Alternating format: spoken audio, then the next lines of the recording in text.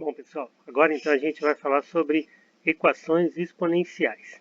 As equações exponenciais, elas vêm das funções exponenciais. E o que é uma função exponencial? Função exponencial é aquela em que a variável é um expoente. Matematicamente, ela é definida como função de R em R, tal que f de x é igual a ax, a elevado a x, em que a pertence aos reais, a é maior do que zero e a é diferente de 1. Ok? Não se prendam muito a isso, porque isso é uma definição matemática do que é uma função exponencial. Então vamos tratar aqui agora de equações exponenciais. As equações exponenciais, elas são como as funções, são aquelas que apresentam a incógnita no expoente. Observe esses exemplos aqui. 2 elevado a x igual a 256.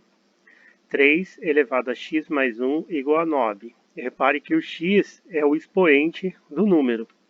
Esse outro aqui, ó, 4 elevado a x igual a 1024. O x é o expoente, essa é a incógnita, por isso que é exponencial. Mais uma, 2 elevado a x mais 2 igual a 512. Ok? Então esses aí são alguns exemplos de equações exponenciais. E como é que a gente resolve uma equação exponencial? Então vamos lá. As equações, elas possuem um método de resolução diferenciado. A gente tem que seguir essa regrinha aqui, ó. Precisamos igualar as bases para aplicarmos a propriedade de igualdade entre os expoentes. Isso aí é propriedade de potência que vocês já viram lá atrás, né? Então vamos observar aqui a resolução da seguinte equação. 5 elevado a x igual a 625. Eu preciso fatorar o 625. 625 é a mesma coisa que 5 elevado a 4. Então, no lugar do 625, eu escrevo 5 elevado a 4.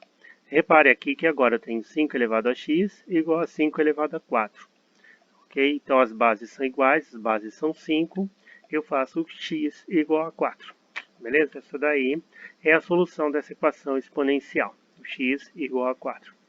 Mas vamos aqui, vamos relembrar o que é fazer uma fatoração. Fatorar significa decompor um número em fatores primos. Isto é, escrever o número através de uma multiplicação de fatores iguais, utilizando as regras de potenciação. Então vamos lá. Peguei 81 aqui. Vou decompor ele em fatores primos de 3. Como é que eu faço? 81 divido por 3, dá 27. 27 divido por 3, dá 9. 9 divido por 3, dá 3. 3 divido por 3, que dá 1. Ok? Então eu tenho aqui 4, 3. Eu tenho 3 elevado a 4, porque tenho 4 vezes o 3 ali. Então eu decompus o 81 em fatores primos, que é 3. E como eu tenho 4, 3, é 3 elevado a 4. Observe esse outro exemplo aqui, 32. Eu faço a mesma coisa, eu divido 32 por 2, que dá 16, 16 por 2, que dá 8, 8 por 2 dá 4, 4 por 2 dá 2, 2 por 2 dá 1. Quantos 2 eu tenho? 5 2. Então eu vou ter 2 elevado a 5, ok? Porque eu tenho 5 2. Então, gente, isso daí é fatorar um número em números primos, decompor ele. Isso daí é uma base para a gente poder resolver equações exponenciais. Então, agora que vocês relembraram o que é fatoração, vamos resolver um outro exemplo. Então, agora nós vamos determinar a solução da equação de 2 elevado a x mais 8 igual a 512. Primeira coisa que eu tenho que fazer, eu tenho que escrever o 512 na forma fatorada. Aí vocês vão lá, montam a tabelinha da mesma maneira, né?